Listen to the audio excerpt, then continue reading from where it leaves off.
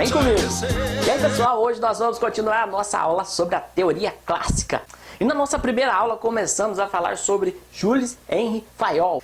Para começar, devemos relembrar os elementos da administração citados por Fayol em nosso primeiro vídeo sobre a teoria clássica. Não lembra? Não. Então vamos relembrar, são eles: prever, organizar, comandar, coordenar, controlar. Lembrou? Aê, garotinho! É tetra! É tetra! É tetra! Esses elementos citados por Fayol são localizáveis em qualquer trabalho do administrador, em qualquer nível hierárquico ou em qualquer área de atividade da empresa. Em outros termos, tanto o diretor ou supervisor, cada qual em seu nível, desempenha uma atividade de previsão, organização, comando, coordenação e controle, que são essenciais para a organização.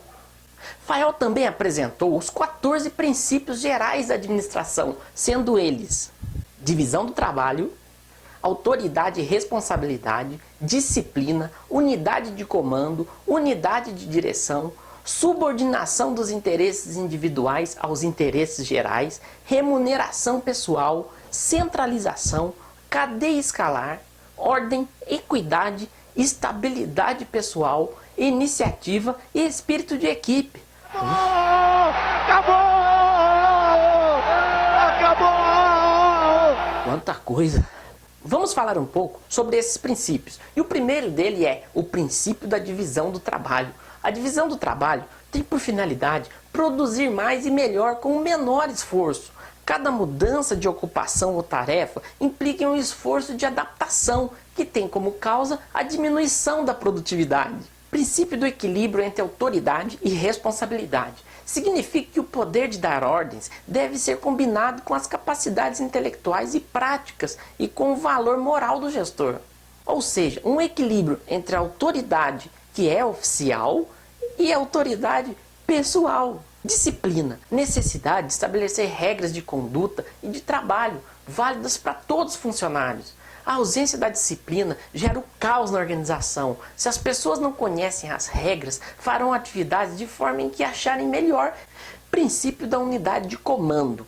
Cada pessoa deve receber ordens de um, ou seja, um só chefe, um só programa para um conjunto de operações que visam o mesmo objetivo. Unidade de direção. Significa que cada grupo de atividades que apresente o mesmo objetivo deve ter um plano dirigente único.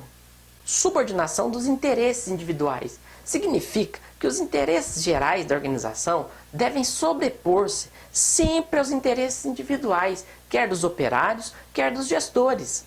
Remuneração deve ser suficiente para garantir a satisfação dos funcionários e da própria organização. A remuneração pelas responsabilidades e pelos resultados deve ser satisfatórios, tanto para o empregado como para o empregador. Centralização representa a concentração de autoridade no topo da hierarquia da organização. Princípio da hierarquia ou cadeia escalar significa que as ordens deverão descer por todos os níveis hierárquicos, desde o nível em que é dada, até chegar a quem executa, ou seja, consiste numa linha de autoridade que parte do topo da hierarquia até nos níveis mais baixos. Princípio da ordem. Um lugar para cada coisa tem seu devido lugar. Um tempo para cada coisa tem seu tempo. Uma função para cada pessoa com sua função. Ou seja, como diz o velho ditado, cada macaco no seu galho. Equidade. A justiça deve prevalecer em toda a organização, justificando a lealdade e devoção de cada funcionário da empresa. Direitos iguais. Segundo o dicionário Aurélio, equidade é a disposição de reconhecer igualmente o direito de cada um.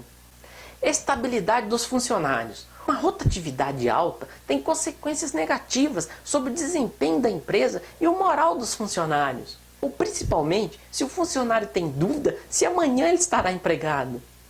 Iniciativa. A capacidade de visualizar a necessidade de uma ação e executá-la, sem precisar aguardar as ordens superiores. Você é uma pessoa que tem iniciativa? Espírito de equipe. O trabalho deve ser em conjunto, facilitado pela comunicação da equipe. é a harmonia, é a união das pessoas em torno de propósitos comuns que asseguram o sucesso da organização.